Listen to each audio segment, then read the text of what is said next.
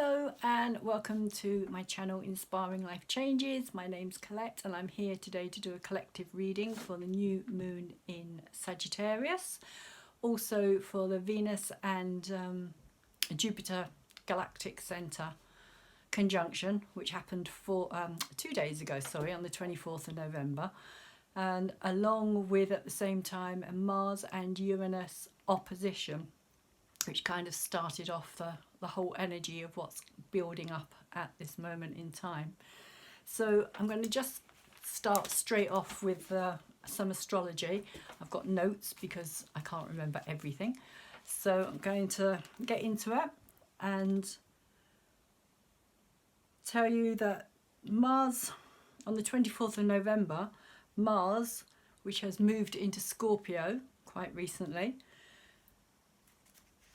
has opposed Uranus in Taurus at 0.3 degrees, which is kind of earthquake energy, which is interesting because we have just seen quite major earthquake happen in Albania. So over the last few days that energy has kind of been reverberating out. Uranus in earth signs, which Taurus is kind of very much a sign for earthquakes building up, and Uranus is going to be in Taurus over the next 7 years, so we might see an increase in earthquakes, actual physical earthquakes, as well as kind of metaphysical types of earthquakes as well.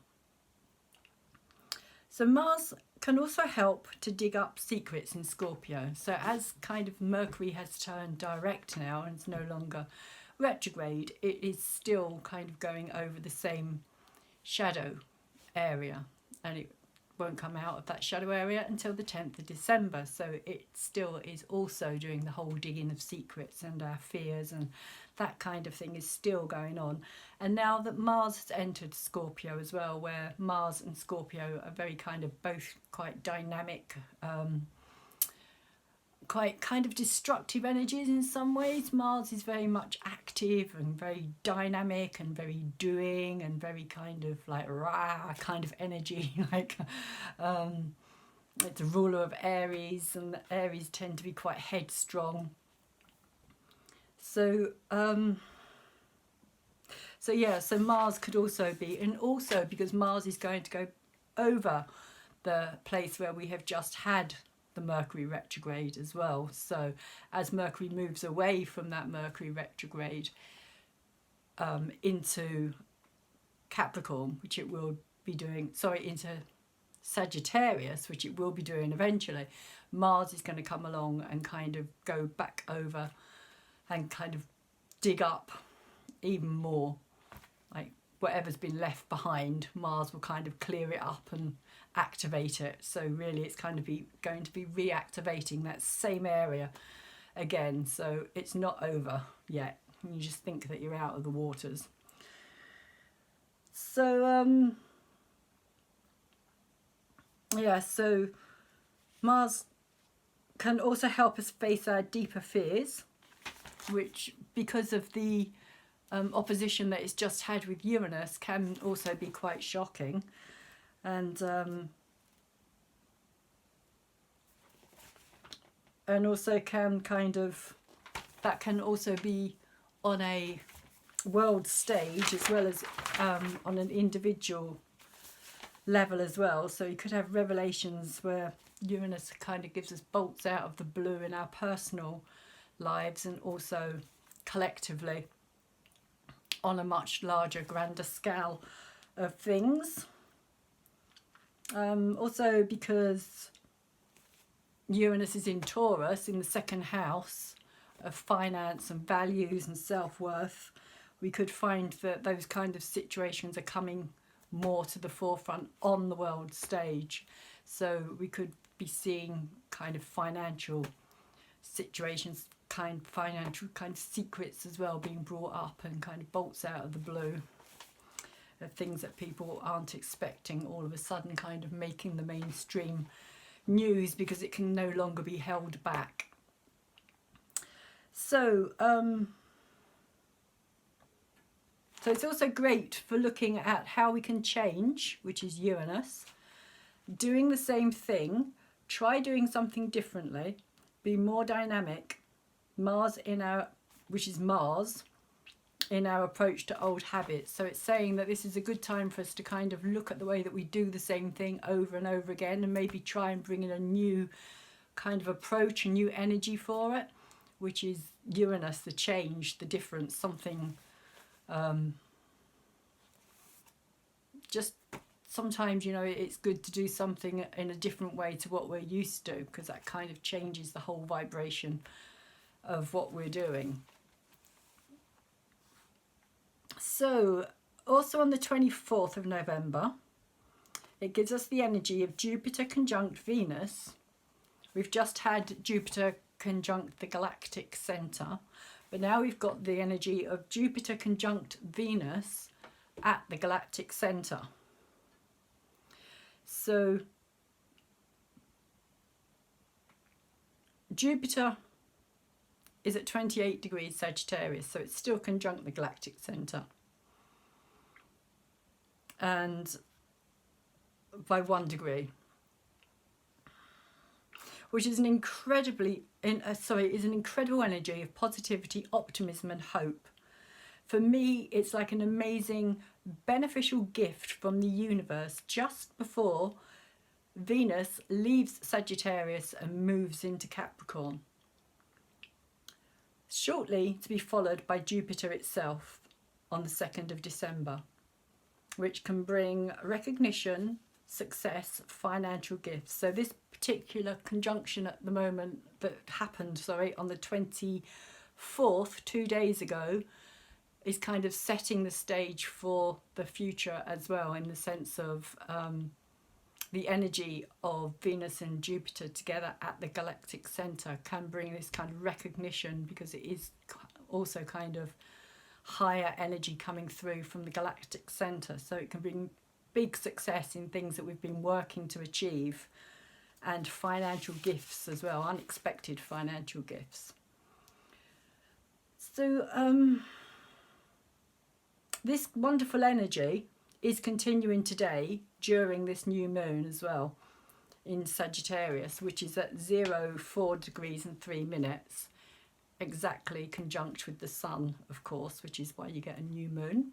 So both the sun and the moon are at 4 degrees and 3 minutes in Sagittarius. And Sagittarius is ruled by the planet Jupiter. It's the great benefic that expands the energy of whichever sign it's in. And right now it is still in the last few degrees of its home sign, sharing with us that bountiful gift of joy, optimism, hope, but also, because of the Venus conjunction, love. Love for a belief that humanity is about to build a bigger, brighter future. It's like placing that dream, hope, belief in our hearts for a spiritual awakening in the now that is yet to come. For the passion and desire in each of us to move beyond the human story so far into a world we can create from the connection with our higher mind. Sagittarius rules higher learning, philosophy, universal law, ancient wisdom, higher understanding. It is the seeker of truth, justice, freedom. In its highest energy forms of these words, a belief that humanity can be more than it has been allowed to become to date. Sagittarius energy is about pushing beyond the boundaries to see what we can discover about ourselves, our world, our galaxy, our universe, beyond the metaphysical, pushing us to create a bigger, brighter, more expansive vision for tomorrow, today. Although Venus is now in Capricorn, today Venus has already moved into Capricorn and is at 0 degrees on the world axis. The world axis, the 0 degree point of all the cardinal signs, so that's Aries and Libra, is the axis of Aries and Libra, is also the world axis. as is Cancer and Capricorn, which is where we've had the south and the north node. Now we've had the south node in Capricorn, the north node has been in Cancer for the last year, and we'll be there for a little bit longer. Moves out next year, possibly March or April, I think. And it's still activated at 0-2 degrees of all the cardinal signs. So even when Venus moves forward to 2 degrees, it will still be being activated, this axis point of the world axis. And it's also at 28 degrees of the mutable signs, which are Gemini, Sagittarius, Virgo and Pisces. So if you go back 2 degrees, you go back into the mutable signs, which are before all the cardinal signs. And so you get both of which points are being activated during this new moon, because you've got Venus at 0, right bang on the world axis, and you've got Jupiter at 28 degrees. So both those points are being activated at this moment in time. Anyone with planets or points, like your midheaven, your ascendant, your moon's nodes, or any of the other planets, at any of these points may find themselves being put in a spotlight, either in their personal life or on the world stage, which can also be your personal life on the world stage as well.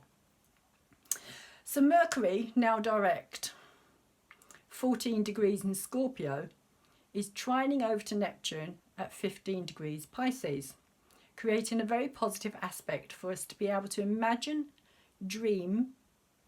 Sorry, I've written that.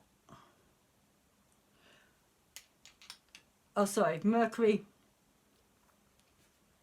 which is Mercury and Neptune. So the imagining is Mercury and the dreaming is the Neptune side. And it's asking us to imagine and dream something different for ourselves through an altered state of being. So Pisces, Neptune in Pisces, is about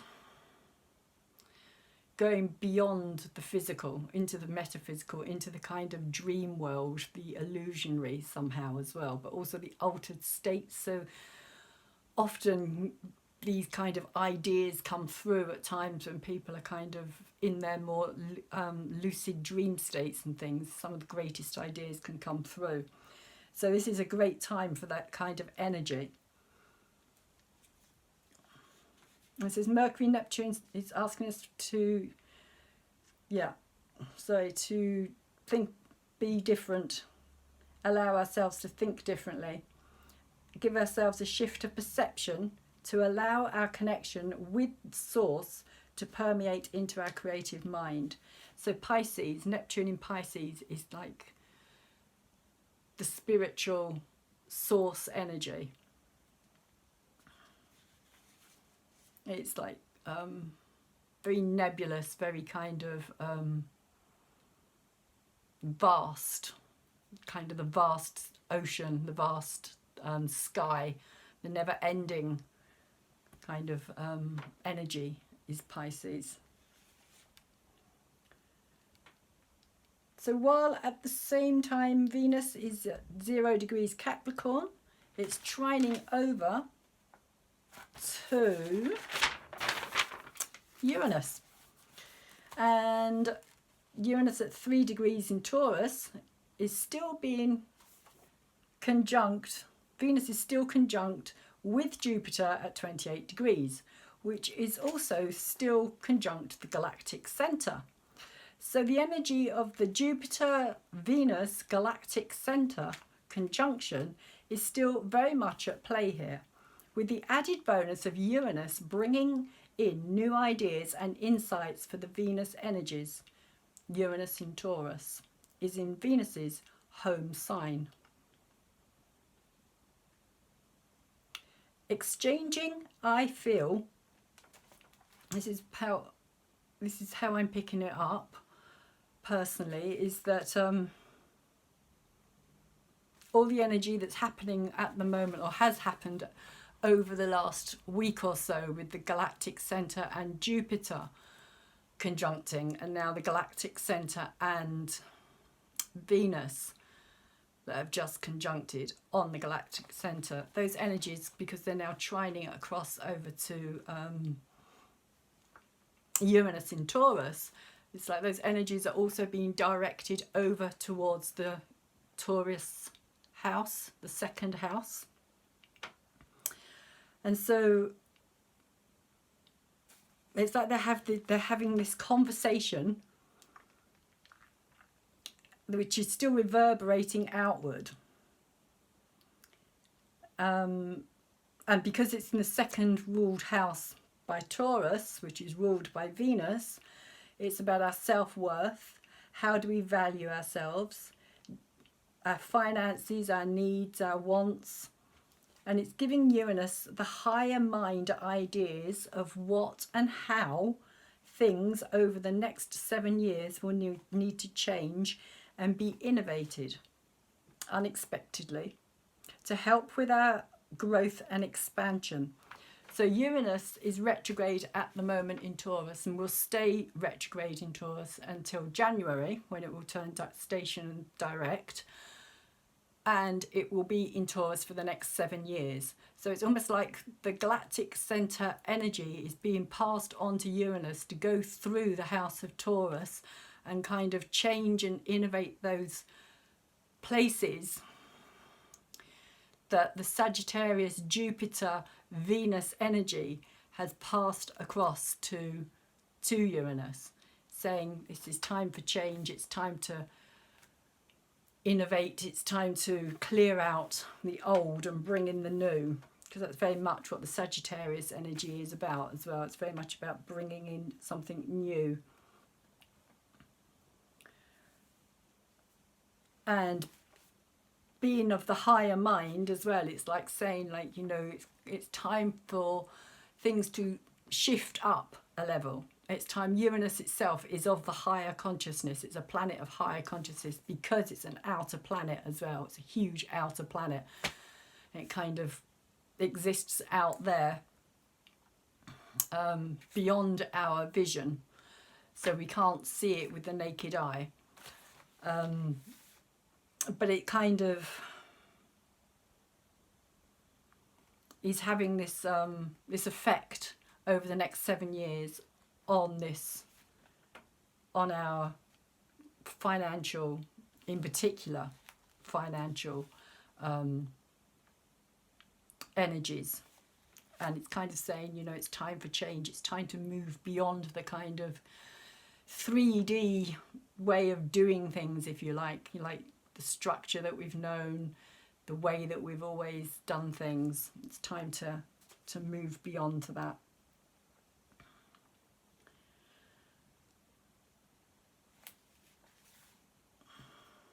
So I'm just looking for where I was at.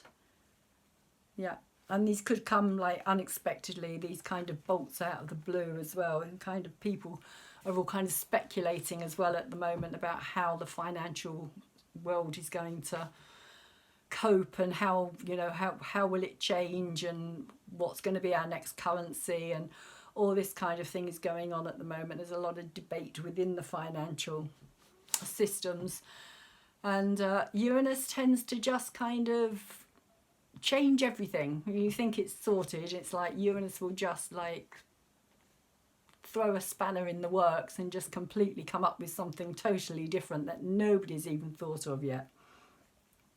So just be aware that that is the kind of energy that Uranus is putting out there at the moment.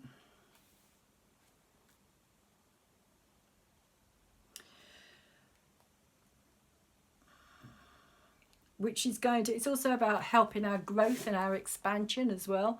So it's almost saying, like, you know, you've been stuck in this place for so long now that you aren't growing. There is no growth. I mean, there's no growth financially, let alone growth within our actual physical realm as well, a spiritual and physical realm. There's no kind of growth. It's like we've been doing the same things for so long now, generationally, over and over again. It's like we've reached this point of where we are completely kind of stuck, and we have to have something that's just going to liberate it and give us some freedom and some expansion in the physical reality. And so there is a sense of a need with Sagittarius, with the Sagittarius new moon as well. There is a sense of need of like truth, justice and freedom. It's like, you know, there's a real kind of, people are kind of waking up to this kind of new energy that is coming in from the galactic center and from the higher energies in themselves, as the planets themselves also go through their own changes and through their own evolutionary growth.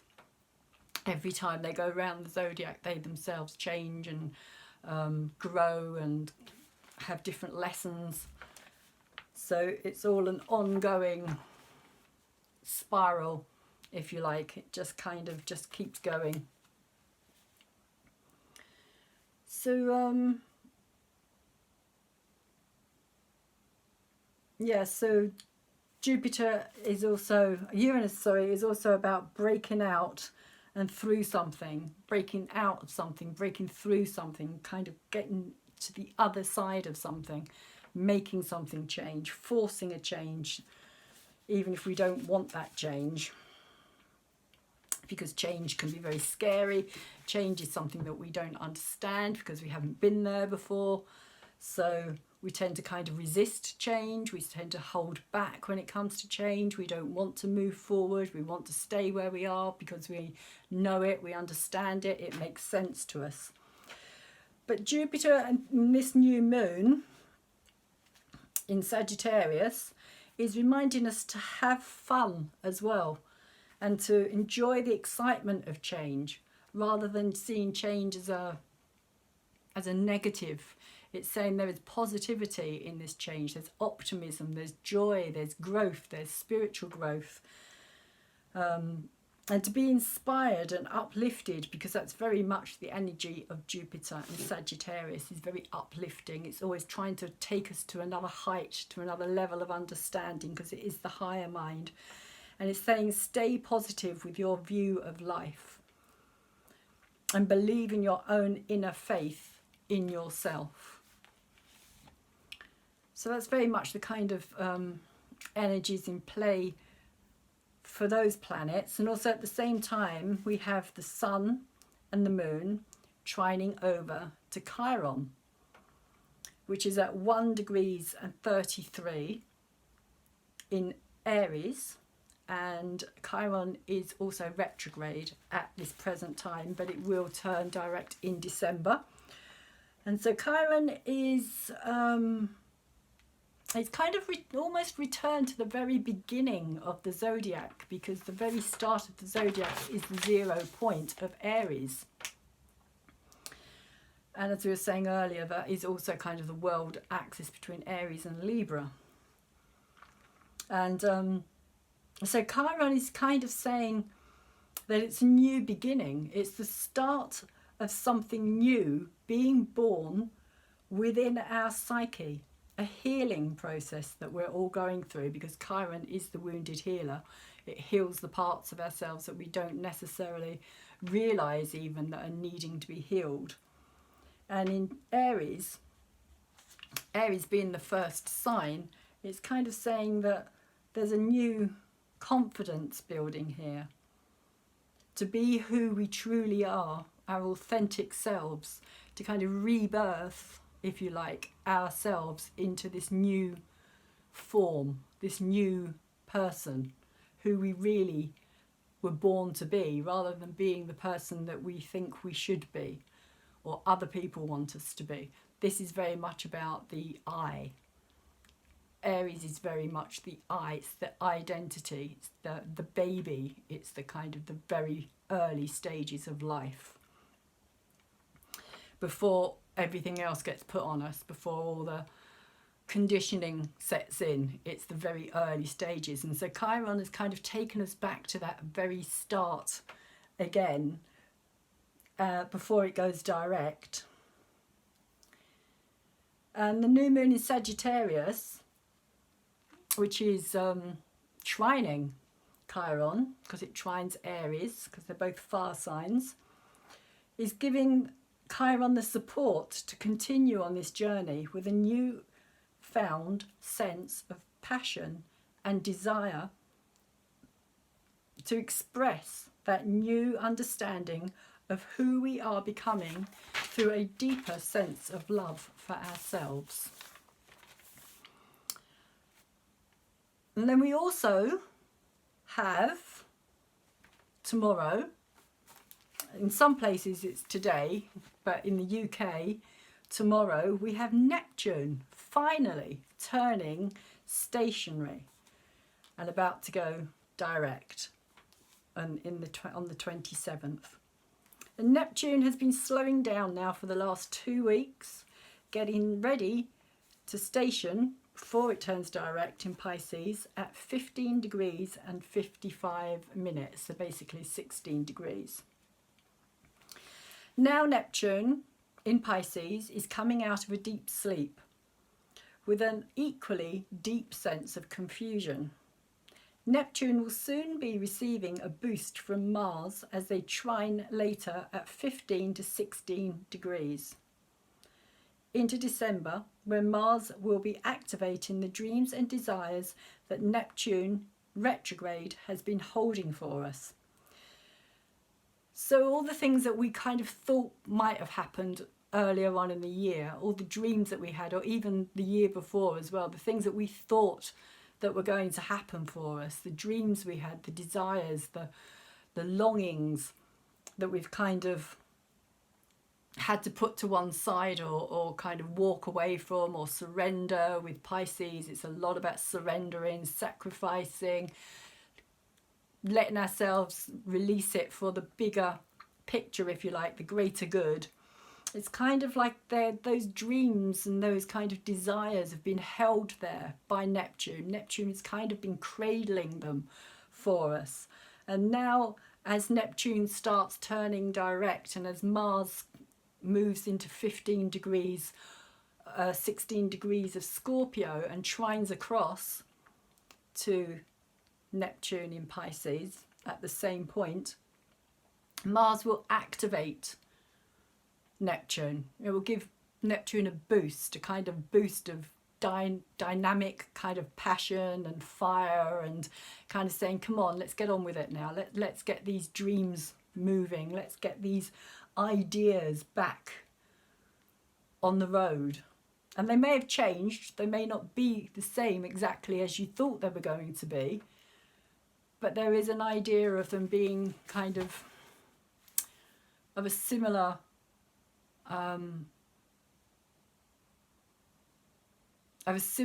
core factor, if you like the actual core of the dream that we've held for that kind of time, from that time last year or the year previously, and that we're now going to be able to move towards them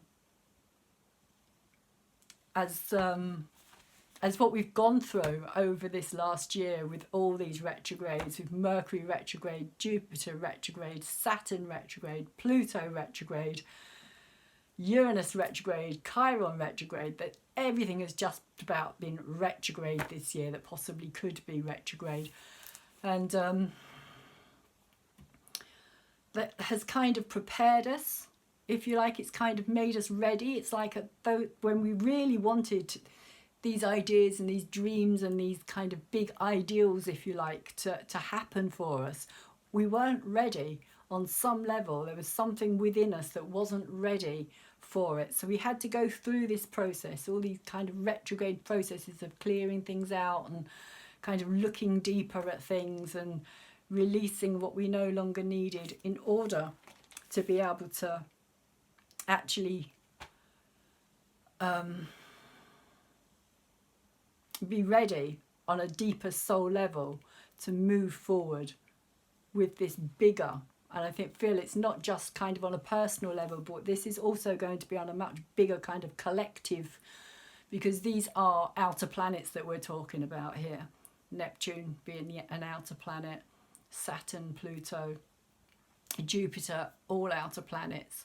and Jupiter, Saturn and Pluto are all going to meet up in Capricorn in January when the big conjunction happens. So that's quite a rare event. That's quite something. So we've kind of been prepared, shall we say, for that particular moment. This conjunction that is coming up in January is kind of, we have been prepared over these last 2-3 years to get us ready for what's coming. And so finally, the last thing that I want to talk about here is this trine, this water trine that we have at the same time today that is happening between Mercury and Scorpio, over to the North Node in Cancer, which is interesting because, as you know, Mercury's now direct in Scorpio, and it's gone over all our kind of dark fears and all our worries and kind of analysed everything for us. But Cancer, the North Node in Cancer, is the place that we're trying to get to. It's the home, it's the security, and on a collective level that is really kind of what we are looking for. We're all kind of looking for our place to belong on the planet. Like, we have a home here, but we haven't felt like we have a home here for so long. So we're looking for security, we're looking for protection, we're looking for to be able to mother ourselves as well as each other as well, because Cancer is all about the mother. She represents the mother, the earthly mother, as well as the kind of higher mother as well. So Mercury is trining over to Cancer, and then they are both trining down to Neptune. That's kind of holding all our dreams, if you like. So that's the kind of trine that's happening, this triangle energy.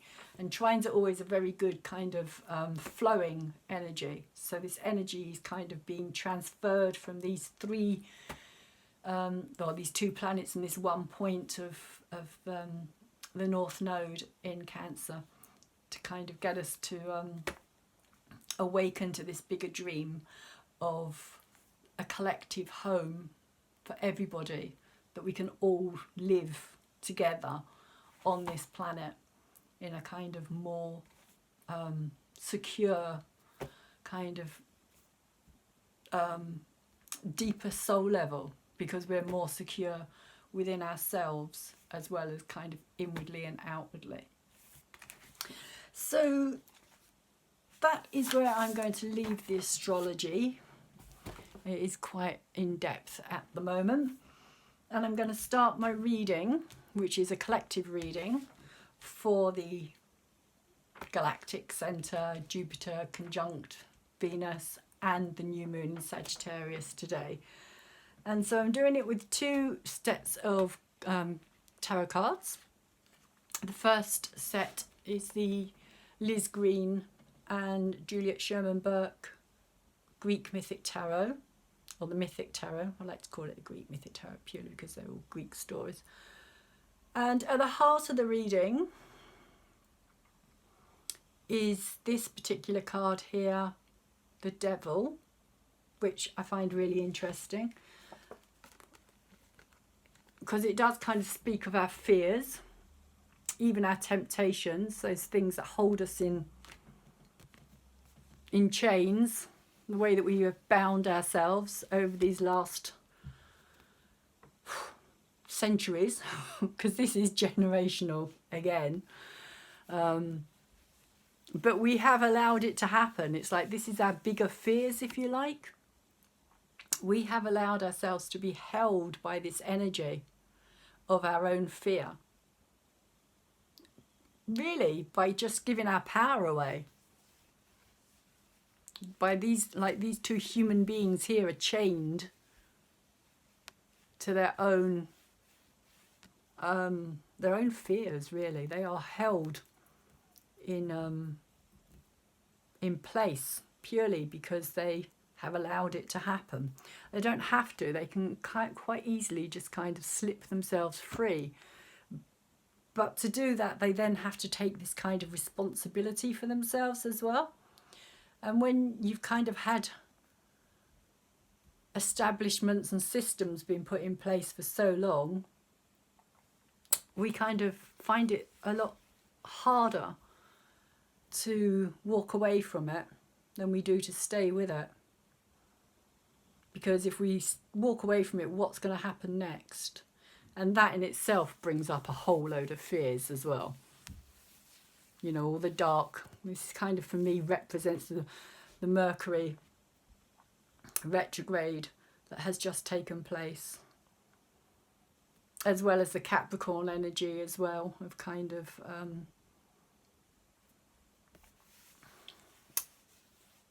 being stuck, restricted. Capricorn represents establishments, governments. It is known as kind of devil card.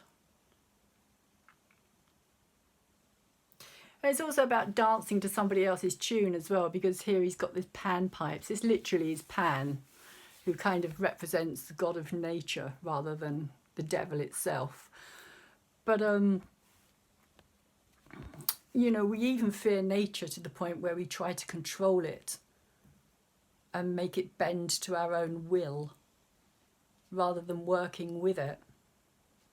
We want to be master over it. Not all of us, but those that hold the chains, shall we say, and that call the tune, play the tune that the rest of us dance to. And so this is the card that is the challenge at the moment.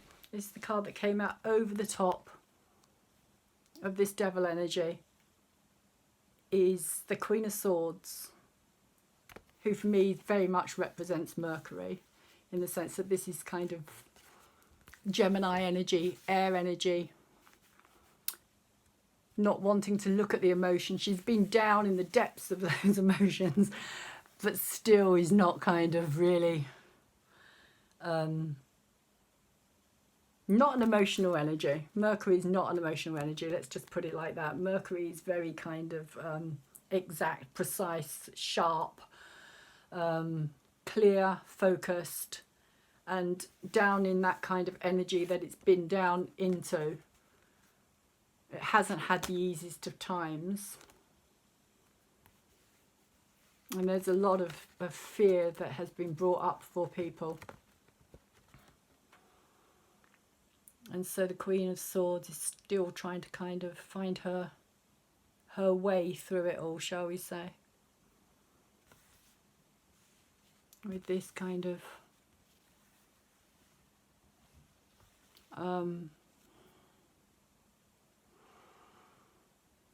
it's very emotional. This coloured dress always reminds me of, you know, the need for communication on a deeper level, on a deeper soul level.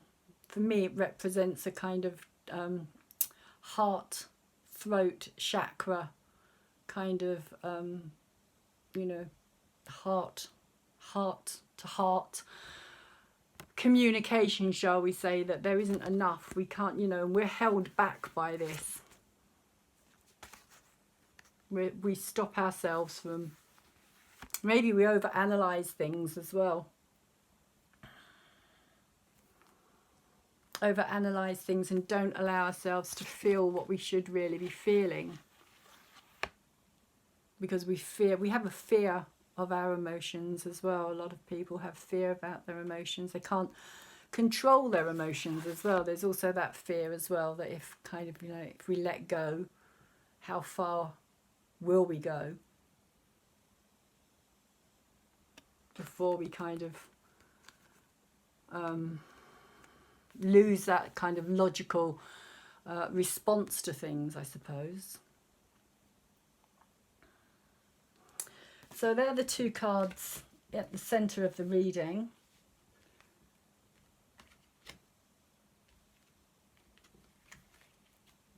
And this card here, which is the Good Tarot deck, and I pulled these cards as kind of bridging energy clarity cards as well.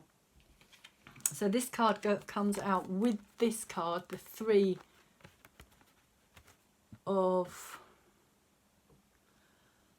Pentacles, which is the energy that we're moving into.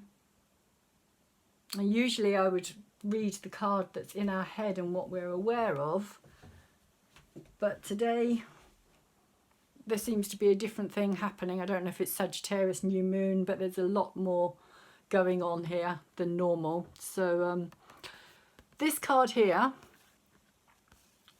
the Three of Pentacles, is about us collectively learning to help each other out. That's really what the Three of Pentacles is about. It's about helping each other through difficult times. It's a community card. Being Pentacles, it's about our self-worth again, our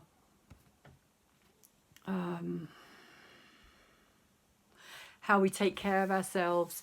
In this particular deck here, or card should I say here, these people here are offering money to this character here so that he can do what he has to do in order to start up his business, really.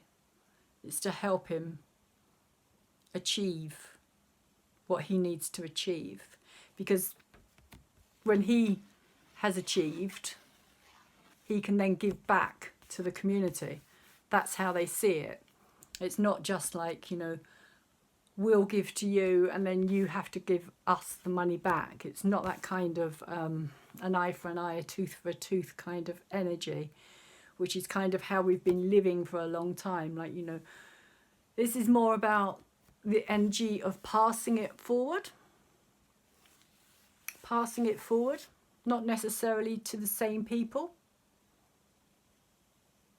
but passing it forward. Helping each other out. And that's the energy that's moving in,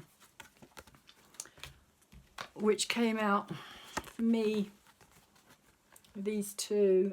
And this card came out over the top of these. It's kind of the bridging energy, if you like, between these energies here. And this card here, the Six of Air, is about moving forward, about moving away from something, about moving into calmer waters, leaving something behind that no longer works, is no longer viable. Making a decision to leave something behind. And because it's a bridging energy between this energy here, for me what it's saying is that there's a need here for us to leave this behind, this energy. These energies are no longer serving us. And move into this energy of more community-minded, helpful, wanting to help others.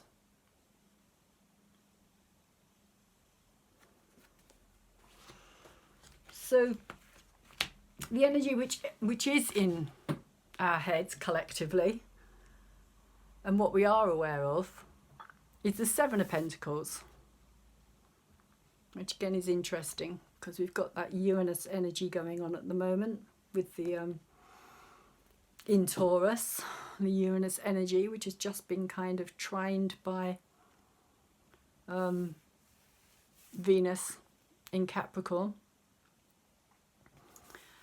And this energy here in this card, the Seven of Pentacles, is about something that's being offered. And again, you see the same character here. This is the same character later down the line, if you like, after he's been successful and then lost everything that he gained because of his fears. because his fears held him back. His fears didn't allow him to continue this because he felt that he didn't have enough. He had a scarcity, kind of poverty outlook of, if I give my time, my energy and my help away, I'm going to be left with nothing. And he actually ended up being left with nothing. And so this card here is about a decision that needs to be made. Something is being offered, and this is something that could be of a higher energy. And so there's a dilemma in this card, a dilemma of, does he accept what's being offered? Because it could be something that is of a higher energy, something that's going to give him greater growth and bring him greater rewards and kind of take him down a different path than the one that he thinks he's going to go down. It's like he's already made up his mind about where he's going and what he's doing. And she has kind of come in and said, look, you know,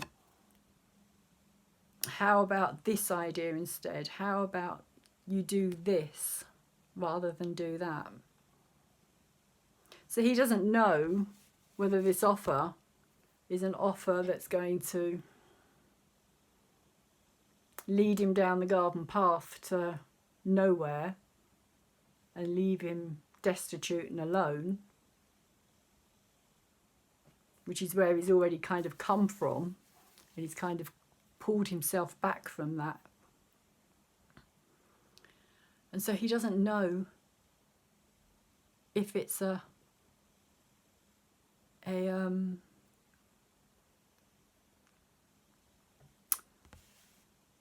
solid offer, shall we say, because it's Pentacles, it's about stability, it's about something that's solid.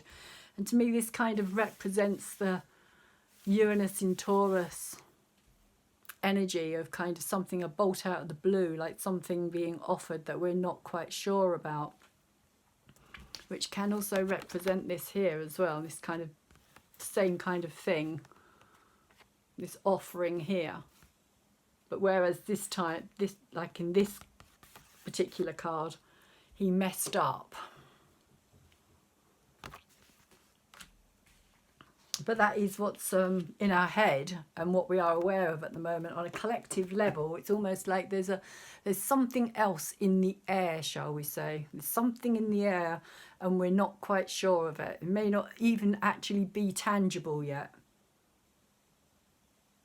But there's something in the air on a collective level, and we don't know whether it's a kind of divinely inspired something, or whether it's something that we need to be more cautious about, particularly when it comes to finance, of course,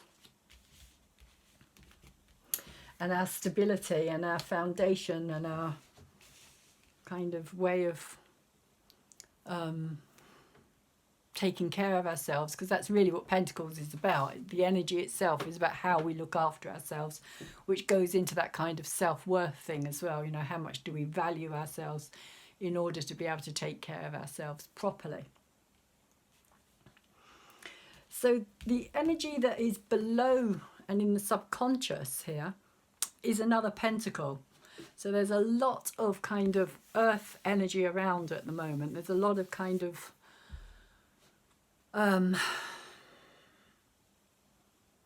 yeah, a lot to do with our physical realm, our really kind of staying grounded, I suppose, in some ways, but also working within the physical realm, grounding things into the physical, creating things in the physical, working towards something. But the Knight of Pentacles here has come out reversed. It's in the position of the subconscious, the deeper realm of the unknown, and it's come out upside down.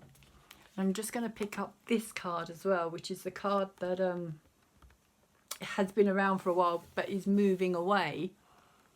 And there's a kind of, today I get this kind of similar energy from these two cards, because the Strength card is all about our inner strength, and I always see the kind of Knight of Pentacles as having this kind of inner strength, this kind of independent kind of energy about him. This kind of ability to take, when it's upside, when it's up this way, when it's upright, he kind of has this just this calm kind of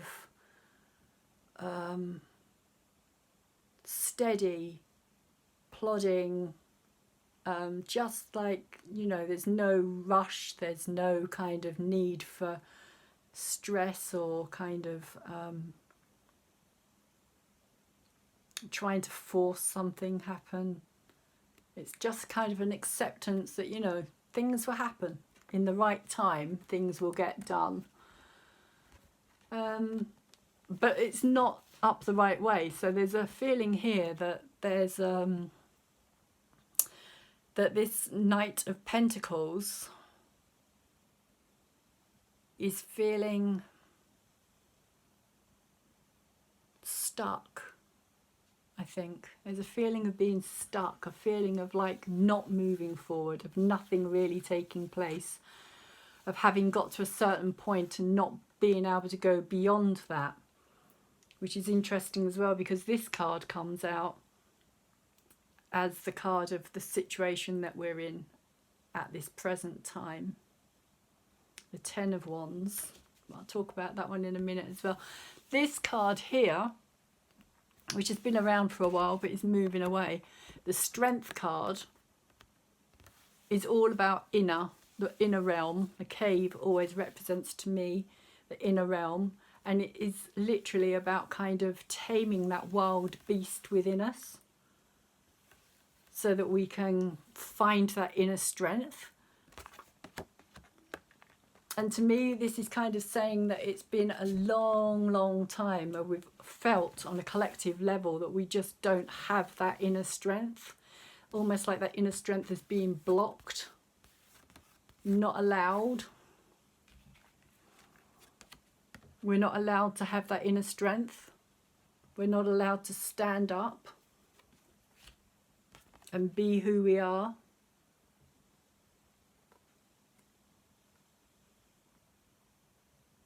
And, you know, we're being held, if you like, being held in chains and bondage by our own fears and by those things that kind of stop us from moving into a different energy, into a new energy. Because Capricorn definitely kind of represents the old ways, shall we say, in the sense of like it's in concrete, it's set in stone, it's kind of like, you know, the Ten Commandments in some ways, you know, written in stone. That's how it is, nothing changes.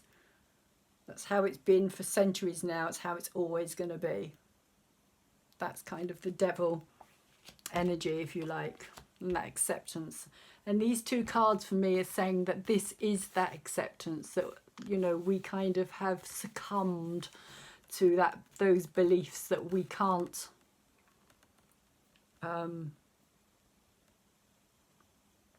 take care of ourselves. We can't have our inner strength. We're not allowed to rise up in the sense of, you know, who we really are on a deeper soul level. And if we try, you know, we just get put back down again. Because it kind of unleashes this kind of beast within us. And this beast within us is also what we fear here as well. This kind of untamed energy of like, you know, how far will it go? In many ways, the kind of the lion kind of represents, you know, how much of bloodshed would be shed, if you like. And if you watch two lions fight each other, it's a vicious, nasty, violent energy that they unleash. So if it was upright, I would say, you know, that we would be feeling a lot more secure within ourselves, because it's inner as well. It is kind of inner work, that kind of having to do the inner work, but it's not, it's upside down. So it's saying that, to me, again, generational, major arcana, this change, this kind of taming of our own inner beast and recognizing our own inner nature hasn't been allowed to happen for so long that we're kind of scared and like in chains and in fear of actually discovering that side of our own nature and putting it into good use, in the sense of what could come from it. So I also asked for a card for, well, I didn't actually ask for cards. I kind of, my guides kind of gave me places and cards to put in certain places. I didn't really have a lot of say in the matter. It was basically done for me. So, but this is the card that came out, kind of bridging these two energies. And I find it interesting that this is our this is our inner child. The page of water, the page of cups, is our inner child. It is the child that needs to be kind of matured and allowed to grow up and allowed to love itself enough to find its self-confidence. So for me, this is Chiron. I know it's in Aries, but it's Chiron, the inner healing, the wounded healer, which is kind of looking for its confidence and its not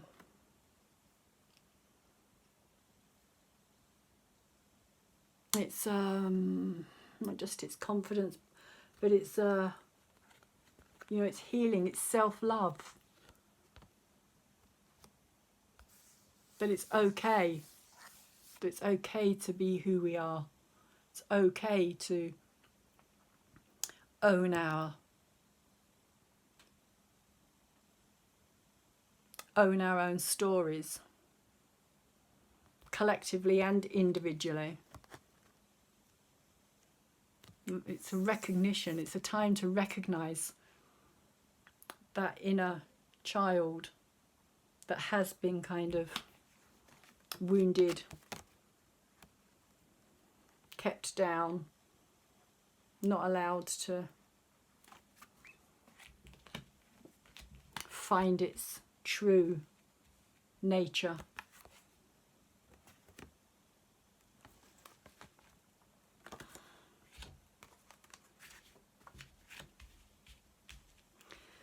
So I've done the card that's moving in, which was this card here, and again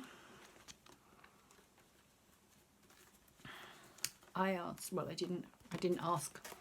Again, I was told to place cards in certain places. So these are the cards that came out. First of all, I got this card, which is Love. And it's this kind of sleeping lion, and kind of, which kind of represents this to me as well. It's kind of you know, sleeping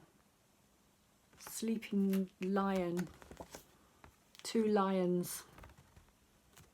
In fact, there's 3 lions in this reading, because I also got this card come out as well, which is the Emperor, but we'll talk about that card in a bit.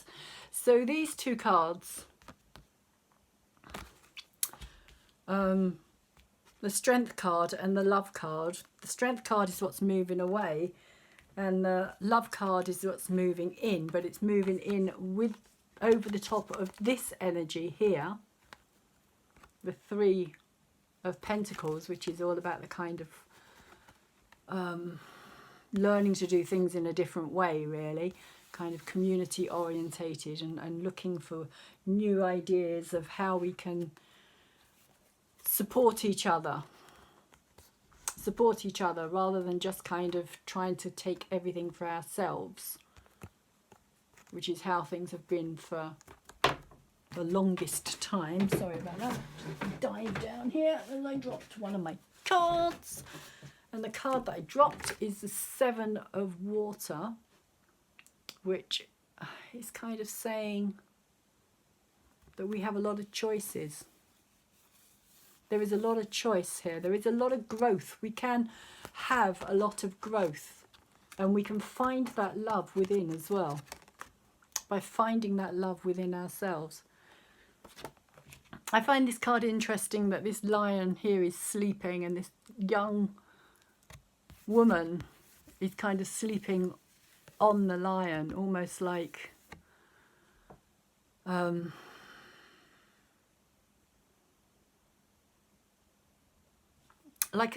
kind of courage as well here, like this courage of kind of trusting somebody enough in order to be able to like know that they're not going to damage you or hurt you, or you know, because a lion, as you know, kind of like, you know, the lion is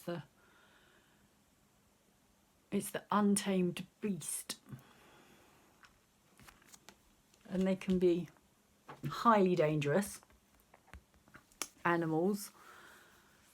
And so for this to be a representation of love to me is kind of it kind of represents two different energies, in the sense that this is very much about trust and how we have to trust in love in order to be able to love. Because if we don't trust in love, we can't love. And that's kind of, for me, the message that is here as well, is that we have to kind of learn to trust in this energy of love in order to be able to kind of see a bigger picture. And by doing so, we can open up a world of kind of many different choices, many different things. You can see here she's kind of sitting in this shell, this beautiful kind of shell flower. And because it's water, it's all kind of the deeper realm, if you like, the emotional kind of psychic realm as well.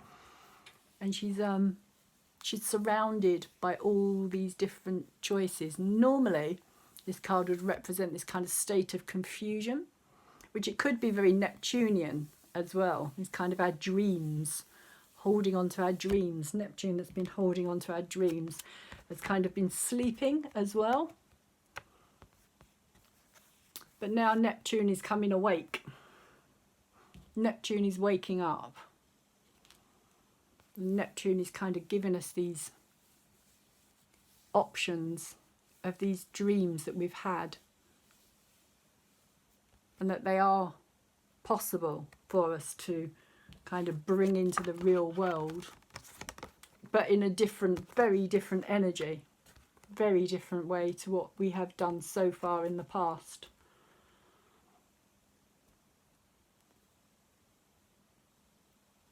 So those three cards came out together.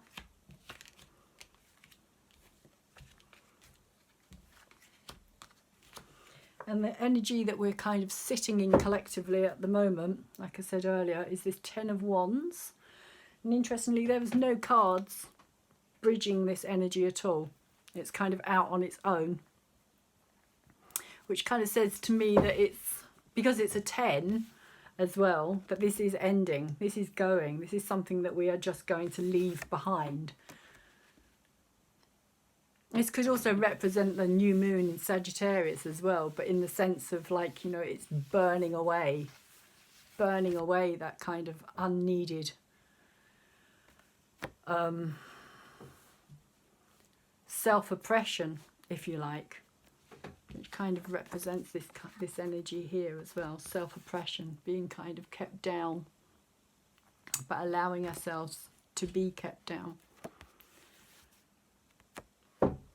So that's the energy that's moving away. Oh, sorry, that's the energy that we're in collectively at the moment. But I do feel that it's just going to kind of disappear. It's not, because it's a 10, it's a completion. It's like we've completed something. It's like we've kind of collectively got to this point of just feeling unable to move forward. But I don't think that that's going to continue being the case. And one of the reasons I say that is also because we have in our collective ideas of how we see each other is the sun. And the sun is representing this kind of gateway, and it's saying that, you know, this is a new age, this is a new time, this is something that's going to be bigger and brighter and more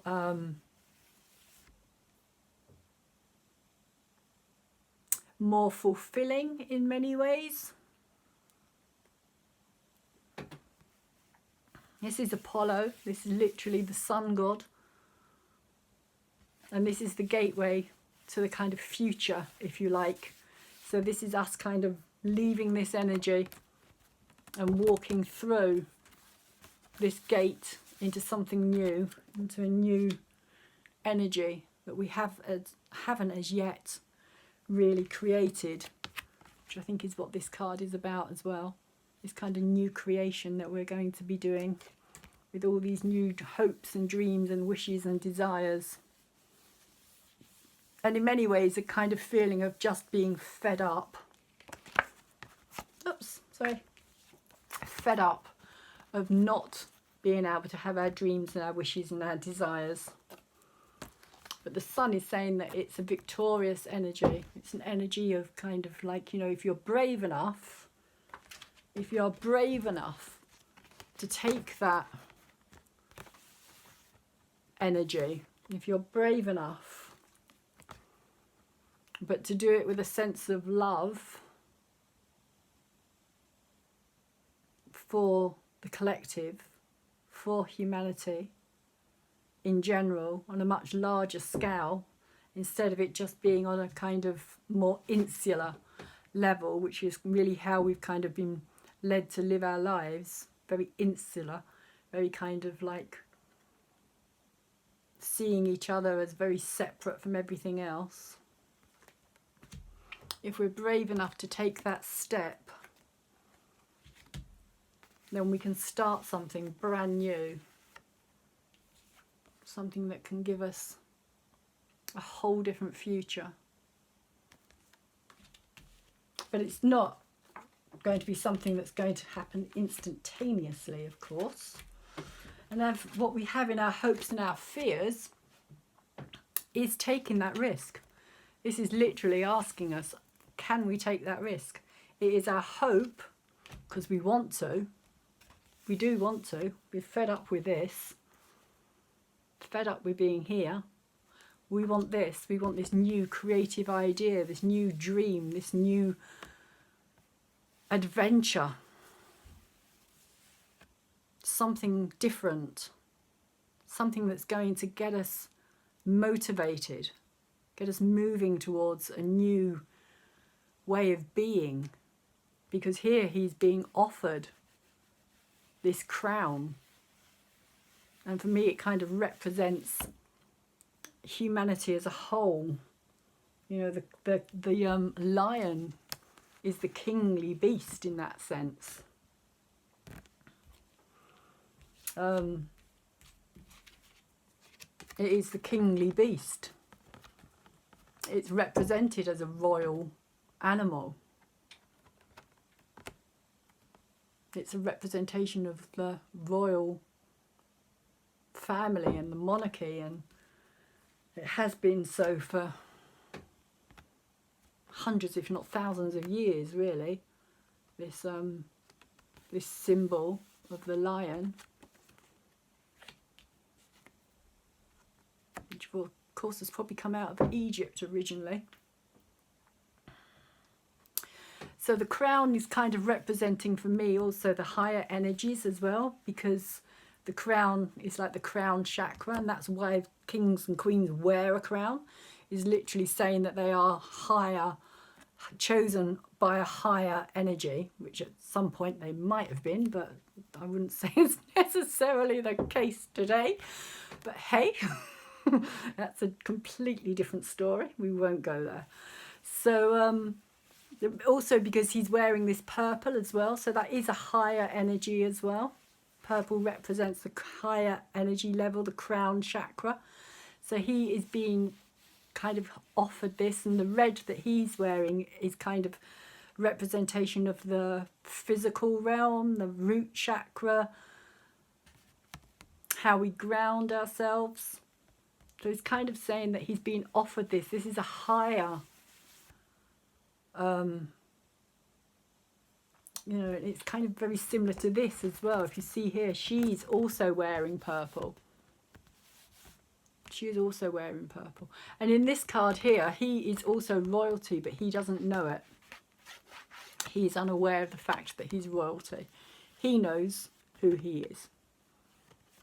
And he is also royalty, which is why he's wearing purple. So it's the same kind of energy here.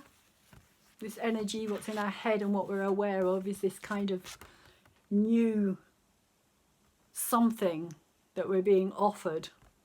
A new direction, a new path, a new adventure, a new way of being. And because it's represented by purple and the crown, it literally speaks to me of higher energy, kind of galactic center, Venus, Jupiter, Zeus type energy, which is Jupiter.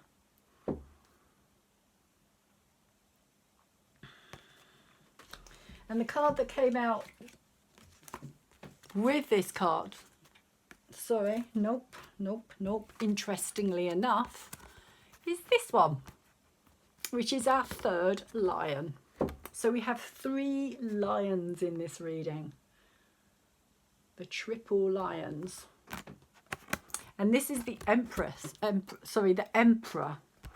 The Emperor, the lion, in his full regalia and his full glory. He's kind of sitting there and he's kind of saying, like, you know, have that courage. That's what it says to me. It says, have that courage. Here, we're being asked to find that courage, to look within, tame the beast and turn it into something that's going to almost kind of be something that we can, which is almost, how can I put it? In this card, it's about kind of, because this is the magical lion, if you like. This is the golden, this is Hercules. This character here is Hercules, and he kills this lion in order to be able to wear the skin, because the skin is magical and nothing can penetrate through this skin. So that's kind of what the card is representing on a strength level, on an inner level. It's kind of saying that it's time for us to kind of take our inner angst, anger, the things that kind of trigger us, and kind of learn to wear them in a sense of not being so affected, not being so affected, not living in so much fear, or allowing ourselves to live in so much fear. To find that inner strength that's going to then kind of also be an outer strength, like a confidence, like wearing it like an armor. And that's kind of what this is saying here to me. He was upright. But this Emperor is literally in his armour. He's kind of impenetrable, if you like. There's this sense of him knowing who he is. If you look at that lion's face, he knows who he is. He's got his own power well and truly sorted.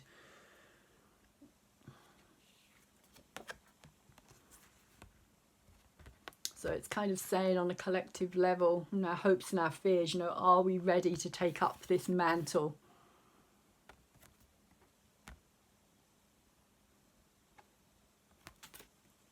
Can we do it? Because it's a hope and a fear.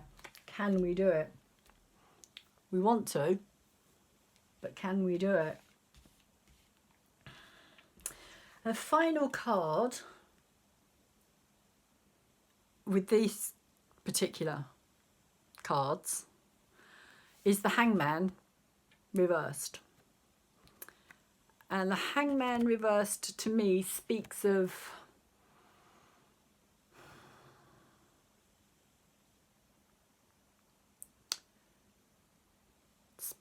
sacrifice for the greater good, of having to give something up that we don't necessarily want to give up. And personally, I think it's probably to do with the way that we understand our lives at present. But it's kind of saying as well that if we don't allow ourselves to move beyond this constant sacrifice of who we are for this, and kind of stay in this state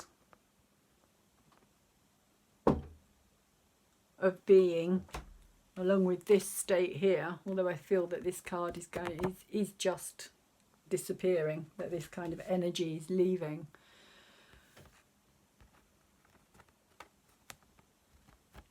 It's kind of saying to me that,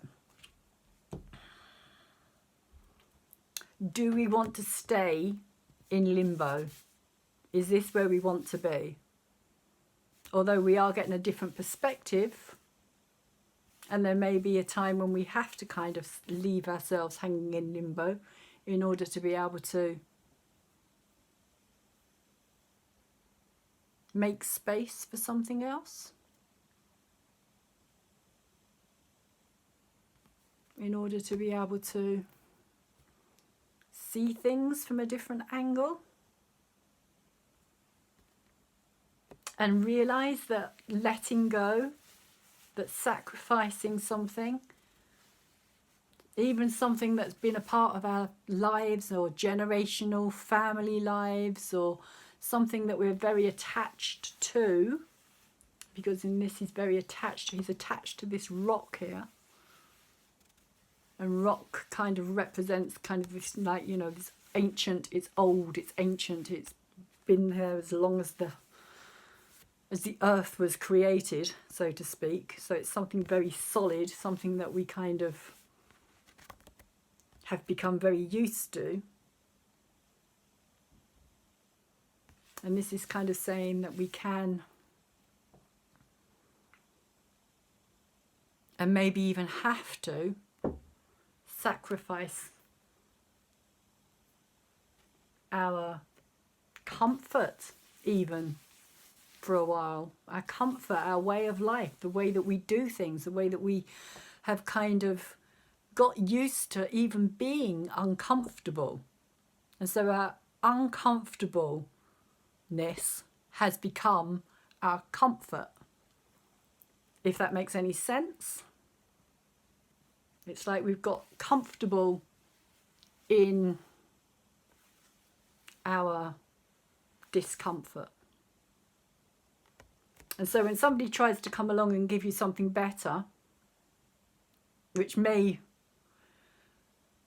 be so much more positive, much more optimistic, much more full of hope, we kind of return to this because we don't know. Because it's an unknown. And so even in our discomfort. It's a bit like, you know, that saying, better the devil you know than the one that you don't. Even if that devil and that temptation, if you like, you know, has a way of clearing out a lot of toxic energies that no longer work for us. Are we prepared to let ourselves move beyond our discomfort for something that we're not yet aware of? Or are we going to just hang ourselves out to dry because we like what we know? And so the card that came out with this card is the King of Earth.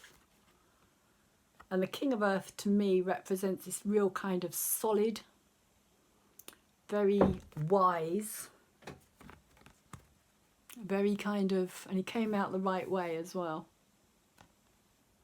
very kind of connected to nature.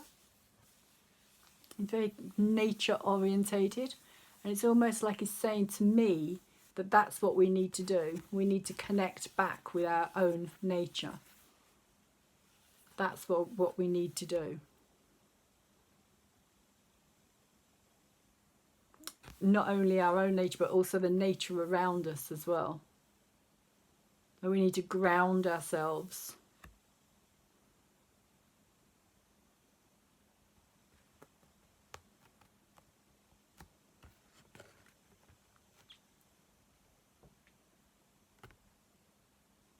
In order to find our inner wisdom. And that may be also something that we need to kind of hang ourselves in limbo for as well. This time of kind of not thinking that we know everything. Kind of opening ourselves up to this possibility of change, and that we don't know everything just because we think we do. And that can be a very Sagittarius kind of energy as well, a kind of higher mind, the kind of sacrificial,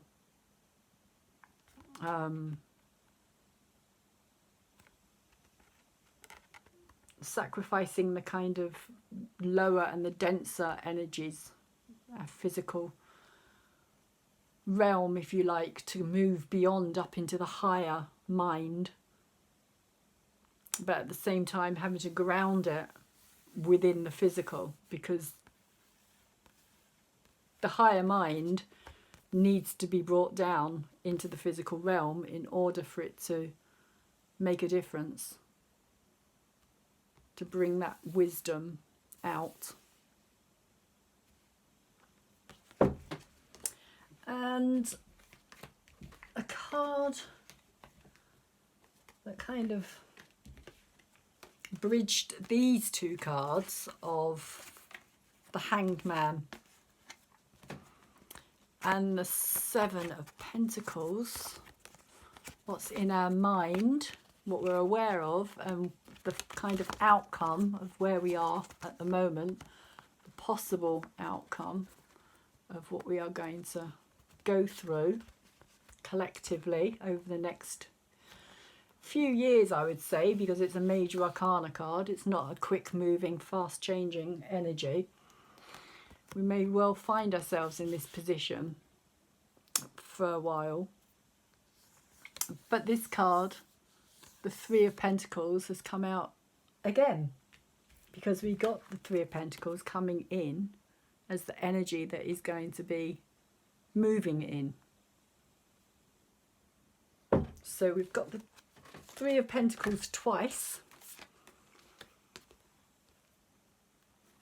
And for me, this Three of Pentacles is saying that this is kind of looking towards the future. This is kind of looking towards something. If you see there, she's got her hand up to her eyes and she's kind of looking to the horizon.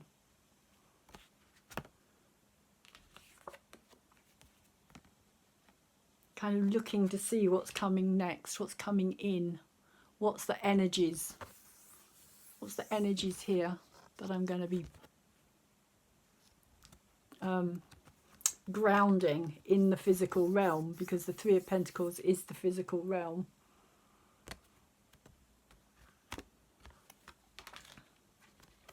And get a better view of it like that. She is kind of grounded. If you see here, she's kind of literally kind of almost tree-like, if you like, become rooted in the earth, and she's kind of looking for something new, for this new there's a card I'm looking for. It's not that one, nor that one, this one, the Three of Wands, which is our hopes and our fears. I kind of get a similar feeling from these two cards, in the sense that this is about kind of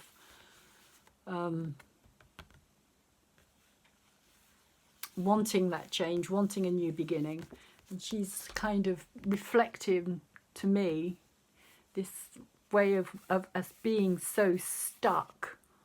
We've become kind of so stuck in our reality and the way that we view things and see the world, that we've kind of limited our abilities to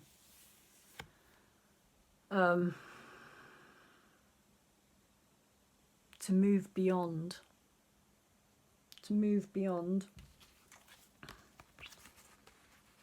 and even when this offer is made to us, we kind of don't know if it's a good, you know, if it's something that's going to be worth uprooting ourselves, shall we say. Is it something that's going to be, or shall we just carry on staying in this kind of limbo?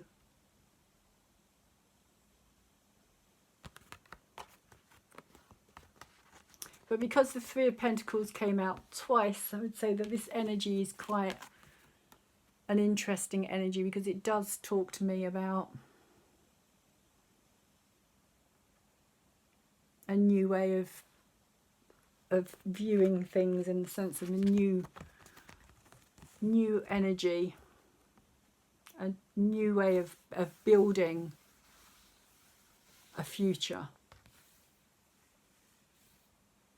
But in order to build that future, we have to kind of uproot ourselves out of our very physical reality of what we believe has always been and will always be. So that is where I'm going to leave this particular reading for the new moon in Sagittarius and the recent Venus-Jupiter conjunction on the galactic center. Pardon me, sorry about that. I will finally finish the reading, and you're not going to believe this, for anybody who has been watching my videos, yet another purple card. Another purple stone. Another crown chakra, third eye.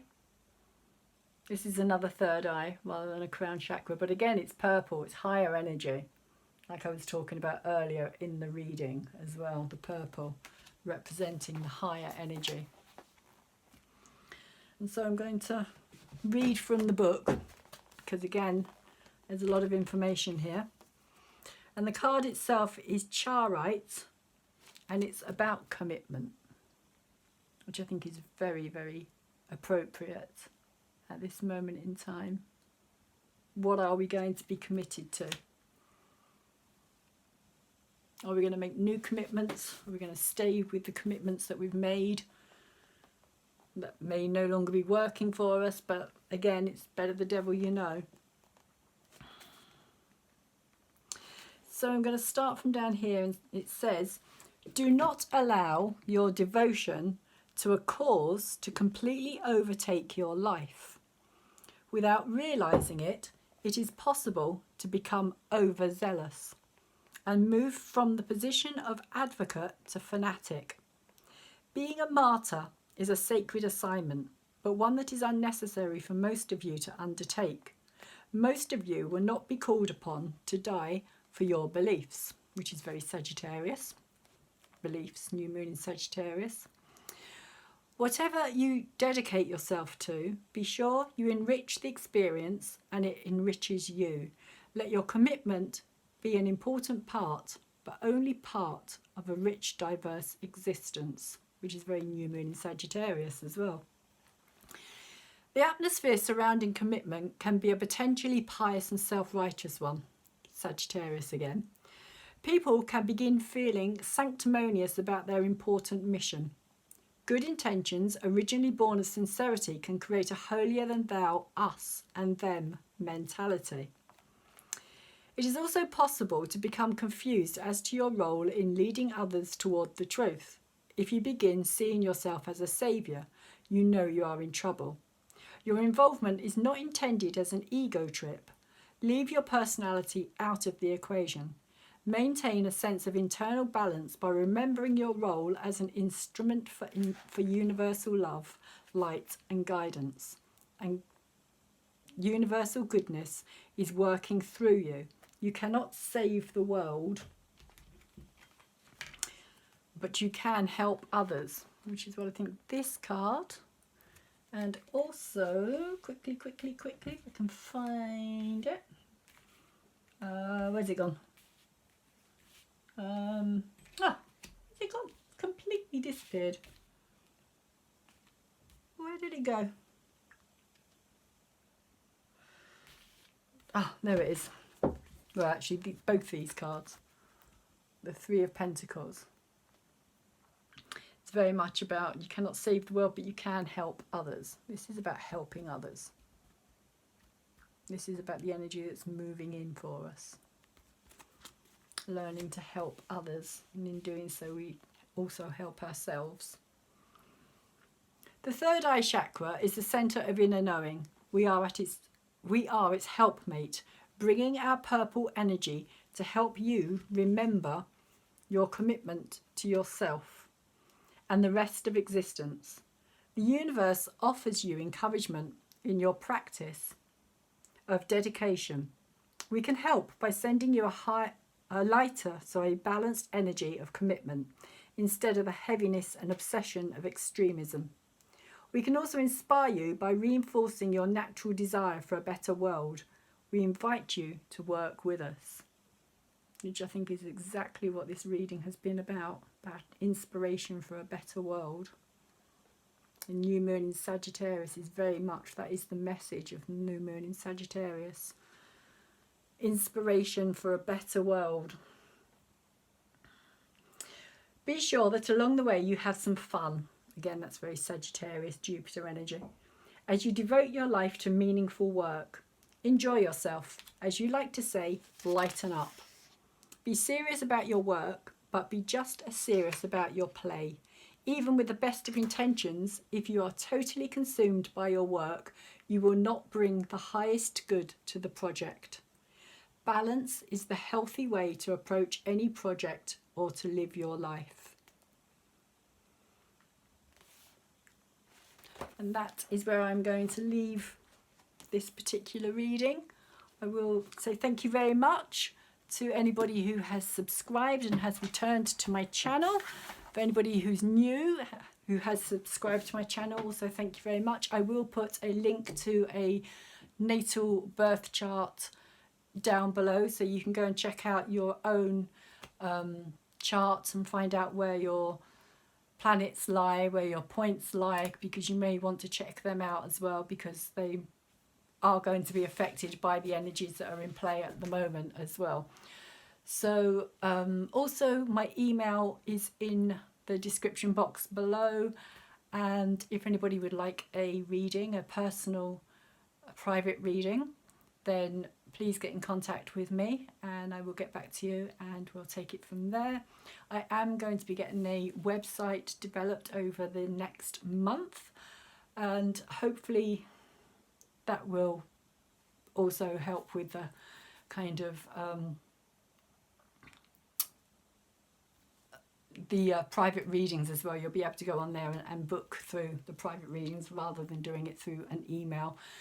And finally, I have my PayPal link up. If anybody would like to donate to this channel, it would be greatly received. And you can also pay through PayPal for a private personal reading. I'd just like to say, wishing you all the best on this Sagittarius new moon and the energies of Venus, Jupiter conjunct the galactic center. Hopefully they will inspire you somehow to do the best you can. And thank you very much for listening to my reading. Hopefully I'll see you again soon. Take care. Bye-bye.